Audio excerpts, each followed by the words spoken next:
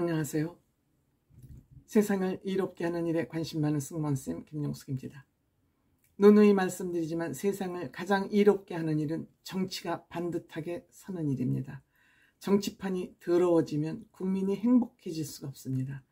지금 대한민국의 정치판은 더럽다 못해 썩어 문드러져서 코를 들 수가 없는 그런 지경입니다. 특히 민주당과 이재명 대표는 대한민국 정치를 난장판 개판으로 지금 만들어 놓고 있고 그 길로 계속 민주당 개딸들을 끌어들이고 있습니다. 이러한 상황에서 한국 정치 이대로는 안 되겠다 싶어서 다시 만들어진 것이 제3지대. 제3지대를 만드는 과정에서 이준석 대표와 이낙연 대표가 같이 합당을 하기로 약속을 했지만 이건 어긋나고 말았습니다. 이 합당을 할 때 김종인 위원장이 합당을 하면 안 되는데 이준석도 내 말을 듣지 않는다 라고 말리지 못했습니다. 이준석도 말을 안 들었습니다. 이념, 방향이 불분명해진다. 잡탕이 섞여서 이념이 같지 않으면 안 된다고 얘기했습니다만 김종인 위원장이 생각하는 이념은 진보냐 보수냐가 아닌 얼만큼 옳은 것을 지향하느냐가 김종인 위원장이 생각하는 이념이라고 저는 해석하고 있습니다.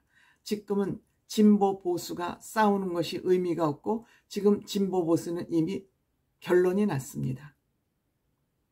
공산주의는 이미 가치 없는 이념이라는 것이 결론이 났습니다. 그럼에도 불구하고 민주당과 저 좌파 떨거지들은 계속 썩어문드러진 이념을 쫓고 있습니다. 그것이 자기네들의 설 자리라고 생각을 하는 것이죠. 이런 와중에서 어쩔 수 없이 다시 이낙연 대표와 이준석 대표는 갈라섰습니다. 우리가 지금 보기에 개혁신당, 이준석 대표가 이끌고 있는 개혁신당은 이번 선거에서 크게 성공하지 못할 것이라고 판단하고 있는 정치평론가들이 많습니다. 이렇게 개혁신당이 살짝 위기에 몰리자 이준석 대표는 말을 안 들었지만 김종인 위원장한테 가서 손을 다시 내밀었습니다. 공천위원장을 맡아달라. 공천위원장을 맡아달라.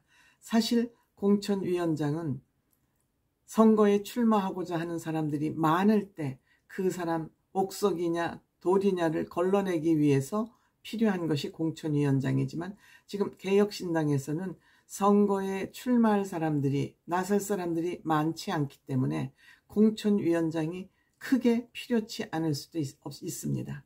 다만 비례에서 몇 석을 얻느냐 그리고 비례에 누구를 배치하느냐가 공천위원장이 해야 될 그러한 일인지도 모르겠습니다. 어쨌든 김종인 위원장은 본인의 말을 듣지 않고 합당을 추진하던 이준석 대표가 손을 내밀자 다시 손을 잡았습니다. 사실 김종인 위원장은 대한민국 정치 현장에서 굉장히 실력이 뛰어난 그런 정치인으로 평가받고 있습니다. 그리고 여기저기에서 위기에 처할 때마다 김종인 위원장의 손을 내밀었었습니다. 만약 김종인 위원장의 실력이 부족하고 껌껌한 사람이라면 김종인 위원장에게 이렇게 손을 내밀지 않았을 것 같습니다. 김종인 위원장은 2012년 새누리당 당시에 공천 비대위원장으로 또 갔습니다.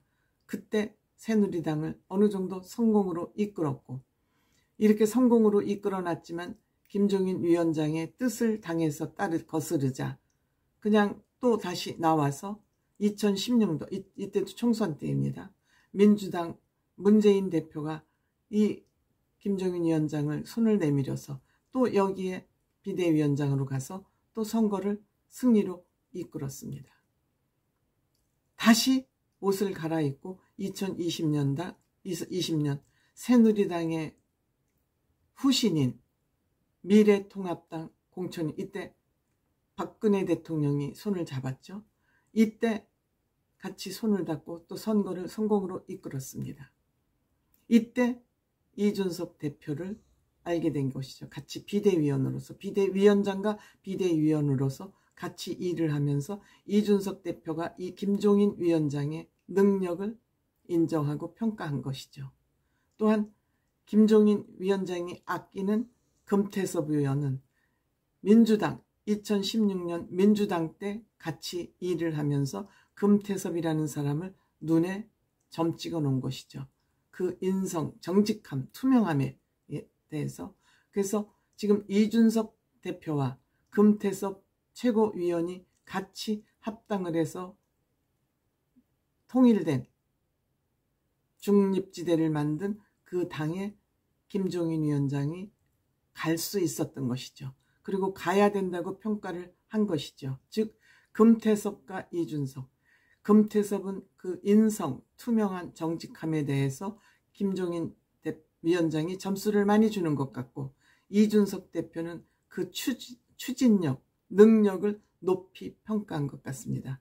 그래서 이 두 사람이 대한민국의 정치판을 개혁할 수 있다고 생각을 한 것 같습니다.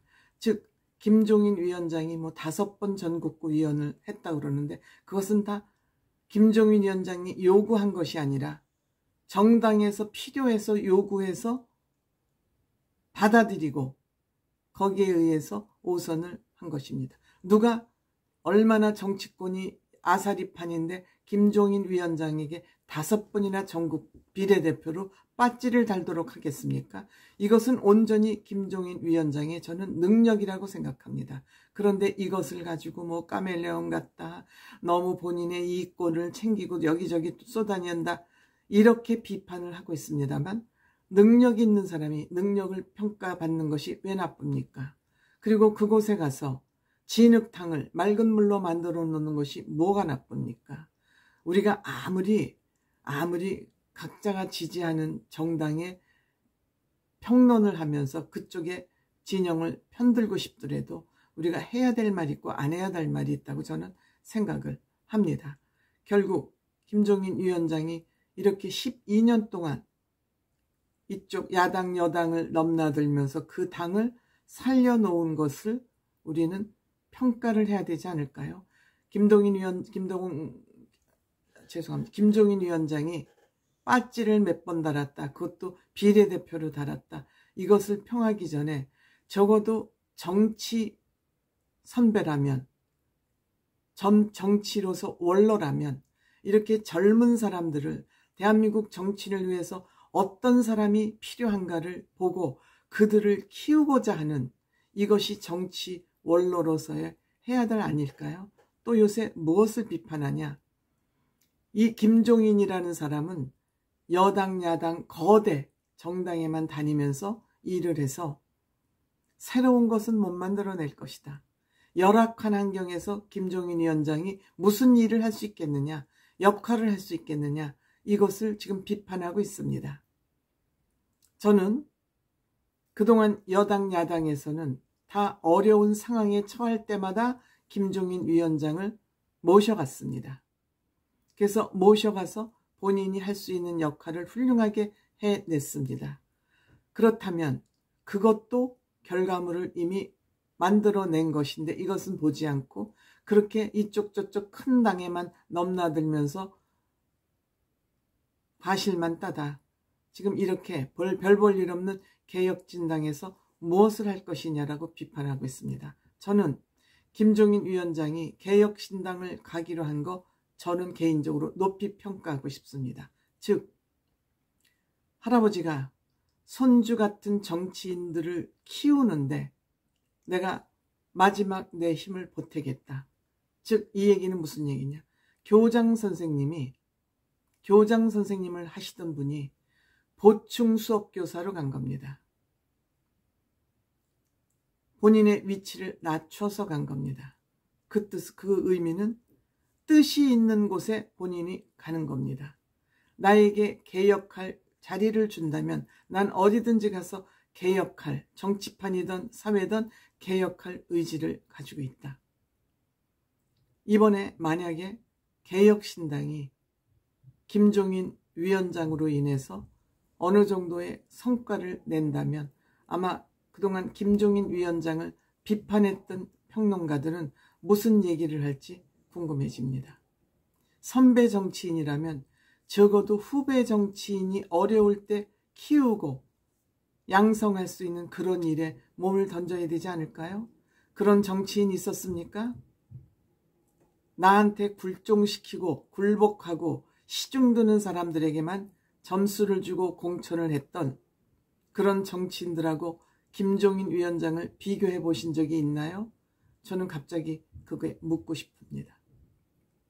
김종인 위원장, 이제는 이념의 시대는 갔다. 이제는 누구든지 공정하고 투명한 정치가 살아남을 수 있는 그런 대한민국의 정치판이 되어야 된다.